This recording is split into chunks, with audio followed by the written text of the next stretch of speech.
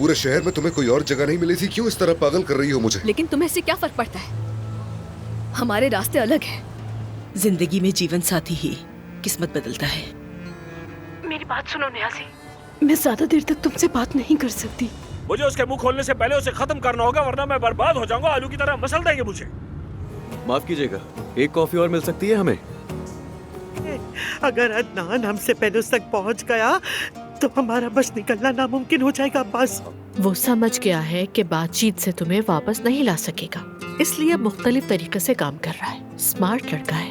अब तुमसे जो कुछ हो सकता है करो और उस नियाजी को ढूंढो। जबरत को सब याद आ रहा है और अदनान भी मुझसे बार बार सवाल कर रहा है। क्या तुम्हें लगता है कि ये मुमकिन है? बस कर जाओ हामिद, हम साथ नहीं रह सकते।